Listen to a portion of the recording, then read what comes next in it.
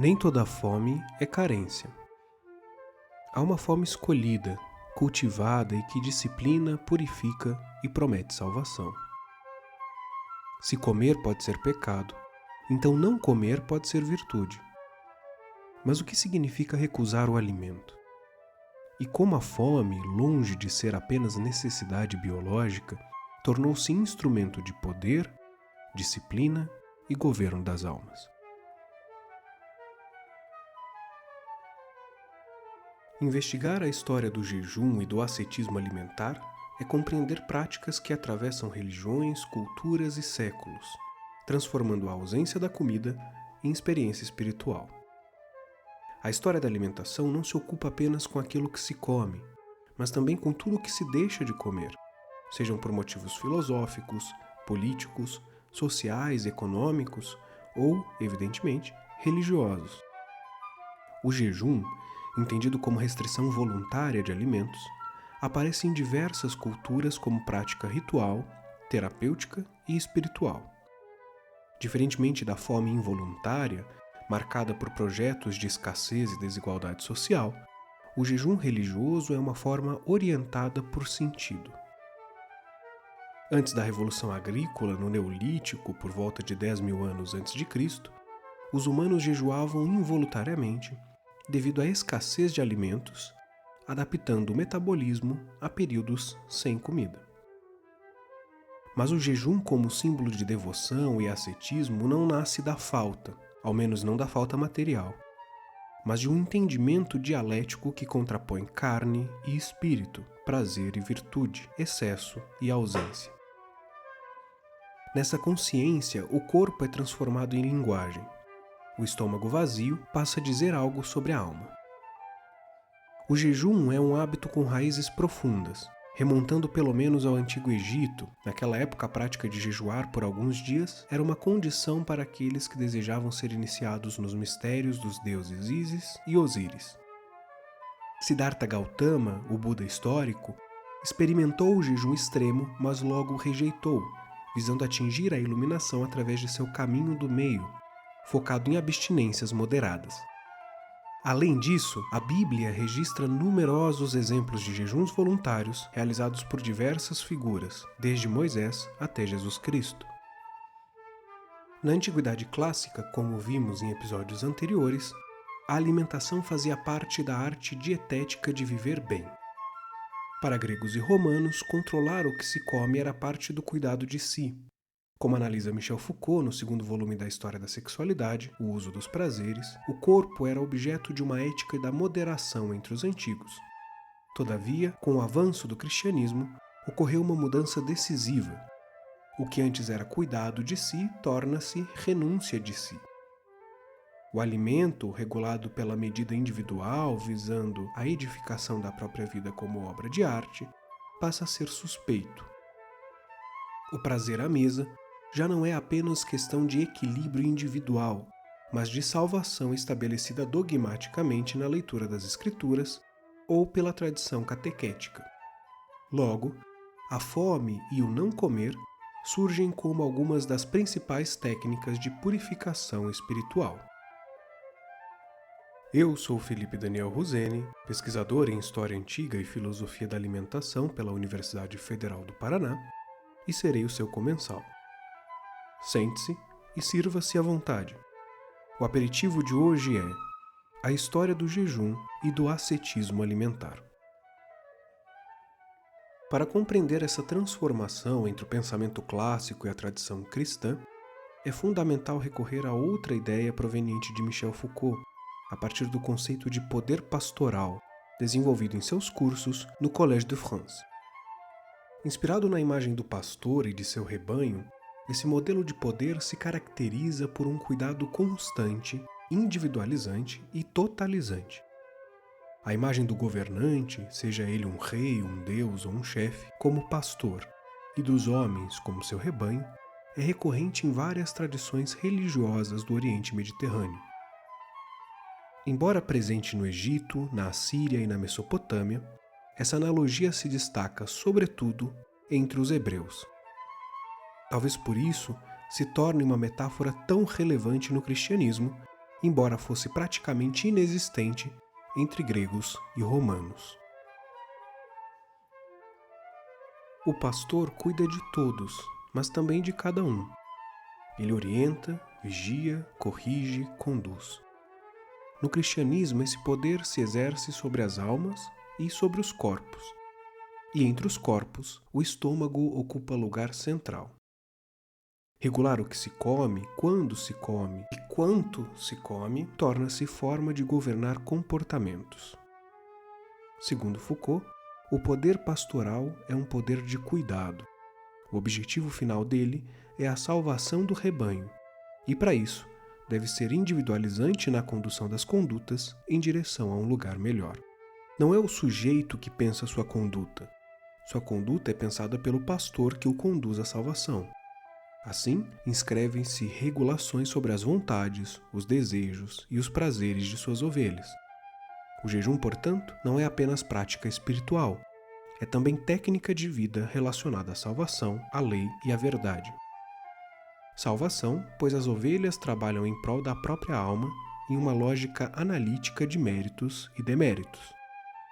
Lei, pois as regras definidas ao rebanho são provenientes de uma hierarquia ligada a Deus e ao pastor, seu intermediário. Verdade, uma vez que o pastor aponta o caminho e ensina a realidade ao rebanho que a desconhece. Assim, o alimento e a falta dele, mediados pelo pastorado, transformam-se em ferramentas de governamentabilidade. Com a alternância entre o autocuidado e o pastorado, o jejum ganha centralidade, especialmente no judaísmo pós-exílio, influenciando o monasticismo dos primeiros momentos da era cristã. O judaísmo pós-exílio, a partir de 538 a.C., marcou a transição para uma religião baseada na Torá, sinagoga e estudo, impulsionada pelo retorno da Babilônia sob o domínio persa no reinado de Ciro II, o Grande. Nesse contexto, a prática do jejum se formalizou e se institucionalizou gradualmente como elemento fundamental na religiosidade judaica. 4 datas de jejum foram incluídas no calendário, tornando-se dias de grande relevância. Nesses períodos, os hebreus se concentravam em Jerusalém e a intensa movimentação ao redor do templo criava uma experimentação da vivência religiosa. O jejum, como forma de governamentalidade dos corpos e das condutas, pauta-se no ritualismo e regramento para a reorganização da vida religiosa de uma comunidade que, com a destruição do primeiro templo em 586 a.C., evoluiu para formas centradas no estudo da lei e confissões públicas de fé. Portanto, o ato de jejuar evoluiu de um ato espontâneo ou hábito de saúde no antigo paganismo para uma prática estruturada, focada na memória histórica, arrependimento e identidade nacional hebraica. Na Bíblia, há muitas passagens que falam sobre os objetivos do jejum. Os propósitos bíblicos para o jejum incluem preparação espiritual para contato com o divino, expressar luto e compaixão diante da morte de alguém, pedir a cura para uma pessoa doente, demonstrar arrependimento e buscar o perdão de Deus, ou livrar o povo de perigos iminentes. Além disso, diante do exílio, o rito de jejuar expressa uma maneira de afirmar sua identidade cultural e religiosa em uma terra estrangeira. Não obstante, a leitura judaica apresenta constante preocupação com a arrogância que pode surgir como resultado de tais práticas. O Talmud palestino aborda temas de pureza ritual, entre eles o jejum.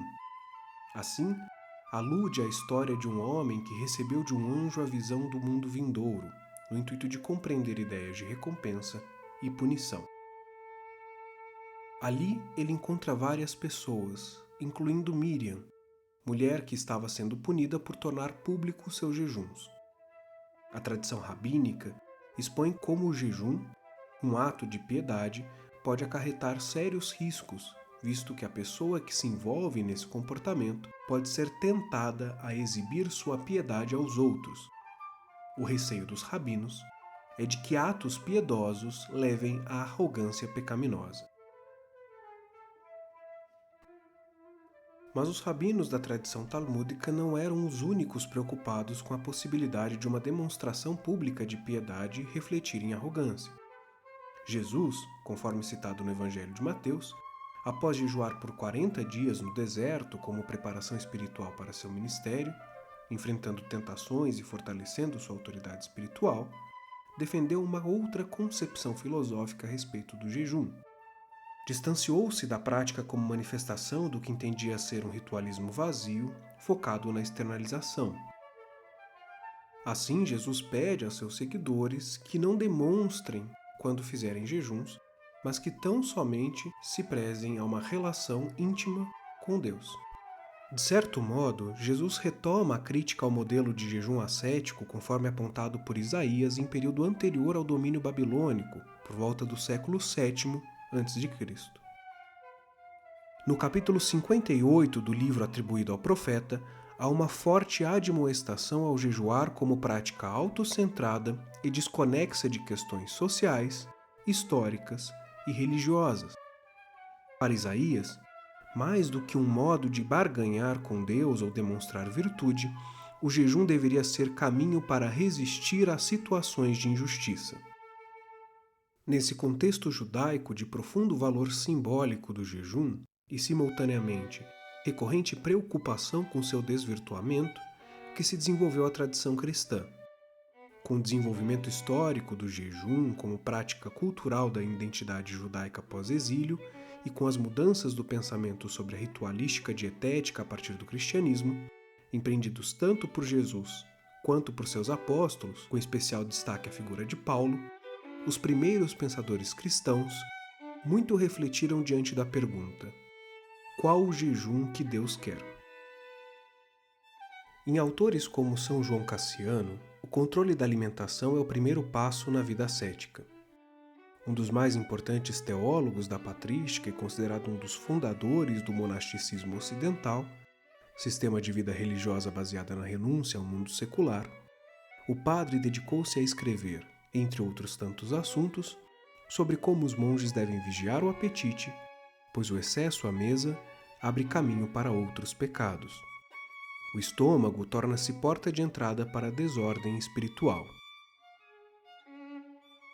No quinto livro de suas Instituições Cenobíticas, Cassiano aponta a medida dos jejuns, qualidade dos alimentos e necessidade de contenção da comida para alcançar a perfeição por meio da pureza do coração.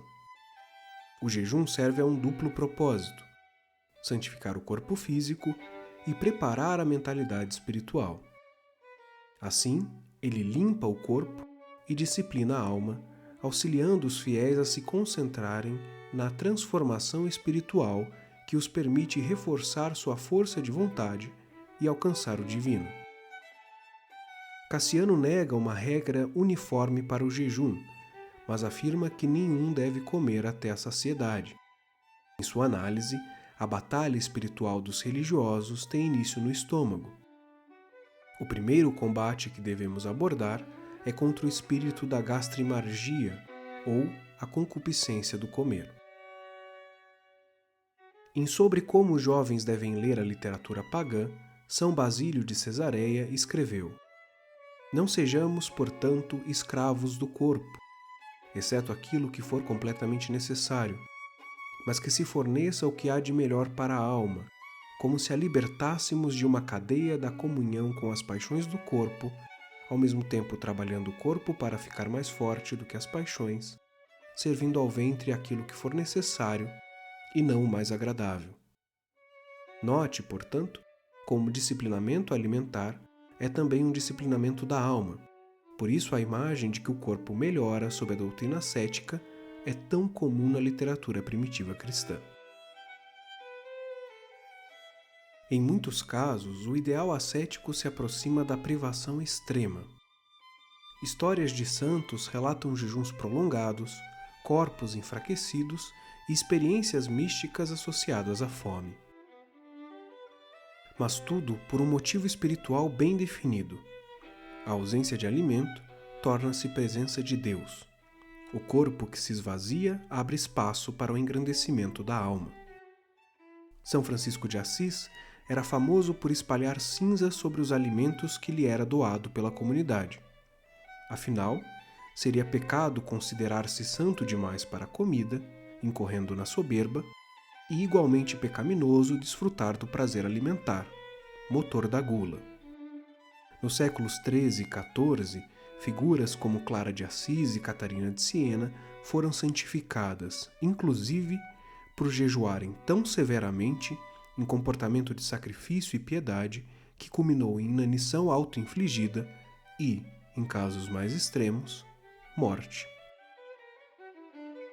Santa Catarina de Siena foi repreendida, inclusive por seu confessor, em virtude dos jejuns extremos. Segundo a hagiografia, a santa passava dias sem comer nada além da hóstia consumida na Eucaristia. Logo deixou de comer. Depois não bebia sequer água. Por fim, era incapaz de andar, possivelmente por inanição, morrendo aos 33 anos de idade, assim como Jesus. Santa Clara de Assis foi famosa por recomendar moderação às suas irmãs de hábito, muito embora ela própria jejuasse 3 dias por semana e nos demais dias comia tão somente pão e bebia água. Foi necessária a intervenção de seu amigo e mentor, São Francisco de Assis, pedindo-lhe que comesse ao menos um pão para não adoecer pelo excesso de mortificação nos 3 dias de jejum absoluto. De tão recorrente, esse fenômeno histórico ganhou o nome anorexia mirabilis, para designar a ausência milagrosa de apetite, uma espécie de anorexia santa. Diferente, porém, da anorexia clínica definida na medicina moderna, chamada anorexia nervosa, que decorre de uma distorção da imagem corporal em um ideal inalcançável de magreza, essa mortificação extrema com propósito espiritual era uma expressão ardente de ascetismo e imitação de Cristo. Durante a Idade Média, as regras dietéticas em alguns monastérios católicos e ortodoxos pareciam ter sido bastante frugais, somando até 200 dias de jejuns, parciais ou totais, por ano. Havia dias destinados ao jejum eclesiástico, aquele em que nada se come ou limita-se a uma única e simples refeição diária. Ou dias de abstinência, que diz respeito à negação de determinado alimento ou bebida por um período de tempo. Por exemplo, havia abstinência de carne nos cardápios dos monges todas as sextas-feiras e durante a Quaresma. Também havia jejum total nos dias de celebração da Eucaristia, como determinado no Catecismo da Igreja. Na verdade, os cardápios dos monges e monjas medievais foi bastante diverso a depender da região, ordem eclesiástica ou período analisado.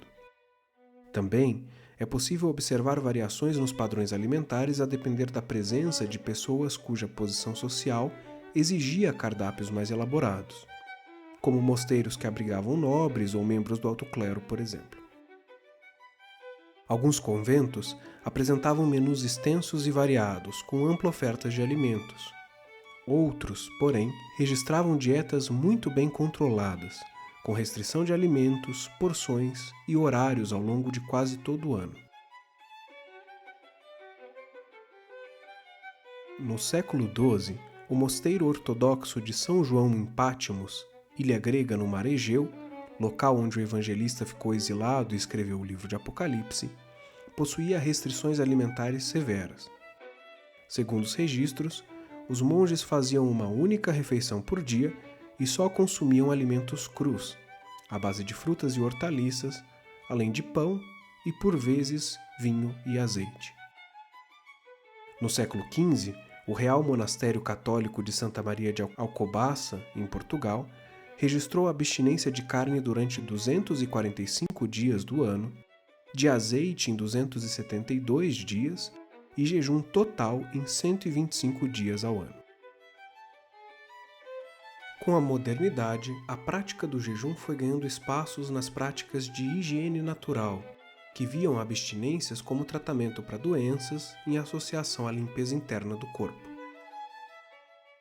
Sobretudo com o século XIX, essa prática ganhou novas conotações e uma estrutura mais formalizada de vigilância dos corpos, não mais em nome da fé, mas da saúde.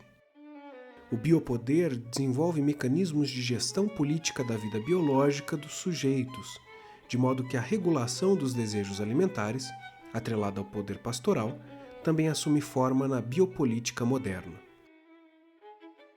Essa abordagem representou uma evolução das práticas de gregos antigos, que, embora focassem na saúde através da dieta, como na medicina hipocrática, não tinham a mesma ênfase na limpeza ou no potencial curativo do jejum extremo.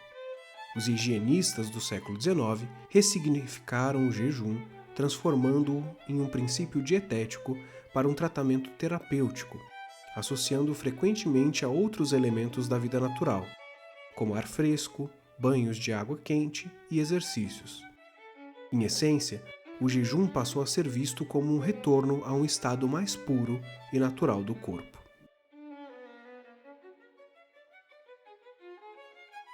Para além dos cristianismos, a prática de jejum está presente em diversas tradições religiosas. No judaísmo, o Yom Kippur, Dia do Perdão, estabelece um jejum completo como forma de expiação e reconciliação, além de tantas outras abstinências orientadas pelos profetas em razão de luto em memória a eventos históricos. No Islã, o mês do Ramadã prescreve o jejum diário do nascer ao pôr do sol, estabelecendo um dos 5 pilares da fé islâmica. Em tradições evangélicas, o jejum aparece como prática espiritual voluntária, sem calendário rígido, mas fortemente associada à oração e à busca de orientação divina. No budismo, o jejum assume outro sentido, não necessariamente penitencial, mas reflexivo. Trata-se de compreender o desejo, observar o apego e questionar a necessidade de consumir. Em todos os casos, o jejum revela uma constante, a relação entre corpo, disciplina e transcendência. O que todas essas práticas têm em comum é a transformação da fome em linguagem simbólica. O corpo que não come fala, expressa arrependimento, devoção, disciplina, resistência. O vazio do estômago torna-se espaço de significado. Ao longo da história, o jejum ajudou a construir formas de subjetividade, partindo de uma censura e domínio dos sujeitos enquanto seres do desejo. Aprender a não comer é aprender a governar o desejo. E governar o desejo é, muitas vezes, condição para pertencer a uma comunidade religiosa. A fome pode ser dor, pode ser escolha ou oração. E em todos os casos ela nos lembra que o humano não vive apenas do que consome, mas do significado que atribui ao que consome, ou ao que decide não consumir. Assim como a gula expressa desordem, o jejum expressa controle. Ambos, no entanto, revelam a mesma tensão fundamental: o ser humano entre necessidade e desejo.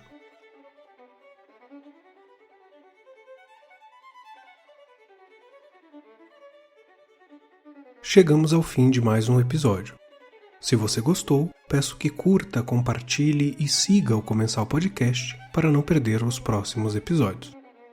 Fico também à disposição para dúvidas ou sugestões. Você pode nos escrever pela seção de comentários ou pelas nossas redes sociais, @projeto.comensal.